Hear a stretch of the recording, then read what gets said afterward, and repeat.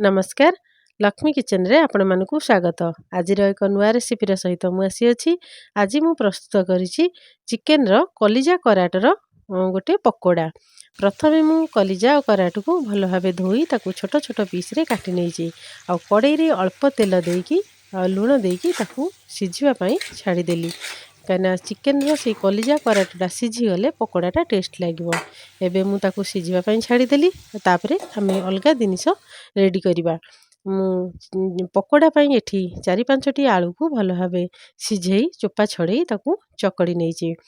ଆଳୁ ଭଲ ଭାବେ ଚକଡ଼ି ନେବେ। ଚକଡ଼ି ସାରିଲା ପରେ ସେଥିରେ ମୁଁ 2ଟି ପିଆଜକୁ ପତଳା ପତଳା କରି କାଟି ନେଇଛି। ଆଉ କିଛି ଭୃଷଙ୍ଗ ପତ୍ରକୁ ଧୋଇ ତାକୁ ବି ପତଳା ପତଳା କରି କାଟି ନେଇଛି। ଆବଶ୍ୟକ ଅନୁସାରେ ଲୁଣ, ଲଙ୍କାଗୁଣ୍ଡ, ଗରମ ମସଲା ଦେଇଛି। ତାପରେ ଚାଟ୍ ମସଲା ଟିକେ ପକେଇ ନେଇଛି। ପକେଇକି ତାକୁ ଭଲ ଭାବେ ସବୁ ମୁଁ ଗୋଳେଇ ନେଇଛି। ଗୋଳେଇକି ତାକୁ ଆମେ ରେଡ଼ି କରିକି ରଖିଦେବା ସାଇଡ଼୍କି। ଏବେ ଆମର ଦେଖିବା ଚିକେନ କେମିତି ସିଝିଗଲାଣି।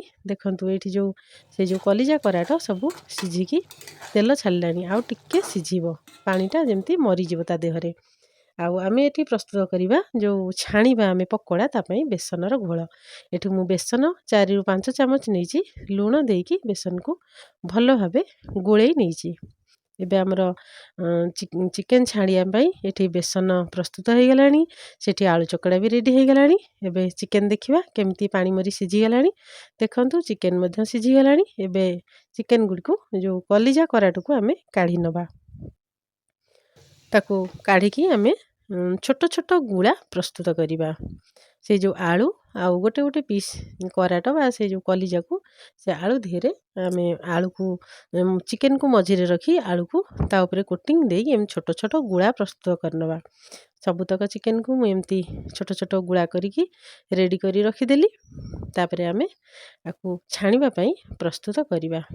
ଦେଖନ୍ତୁ ଏମିତି ମୁଁ ଯେମିତି ଚିକେନଟା ମଝିରେ ରହିବ, ଚାରିପଟ ଆଳୁରେ ଭଲ ଭାବେ କୋଟିଂ ହେଇଯିବ। ଏବେ ସବୁ ଚିକେନ ଗୁଡ଼ିକ ମୁଁ ଗୁଳା କରିନେଲି। ତାପରେ ଆମେ କଡ଼େଇରେ ତେଲ ଦେବା। ତେଲ ଦେଲା ପରେ ସେ ବେସନର ଘୋଳ ପ୍ରସ୍ତୁତ କରିଥିଲି ସେଇ ଗୁଳା ଗୋଟି ଗୋଟି ପକେଇକି ଆମେ ତେଲରେ ଭଲ ଭାବେ ଫ୍ରାଏ ହେବା ପାଇଁ ପକେଇବା। ଏବେ ଦେଖନ୍ତୁ ଚିକେନ ବେସନ ସବୁ ମୁଁ କଢ଼େଇରେ ପକେଇଲିଣି।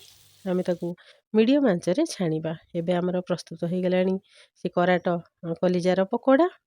ଆପଣମାନେ ଏଇଭଳି ଭାବେ ବନାନ୍ତୁ। ଆଉ ରେସିପିଟି କିପରି ହେଇଛି କମେଣ୍ଟରେ ଜଣାନ୍ତୁ। ଆଉ ମୋ ଚ୍ୟାନେଲକୁ ସବସ୍କ୍ରାଇବ୍ କରିବାକୁ ଭୁଲନ୍ତୁ ନାହିଁ।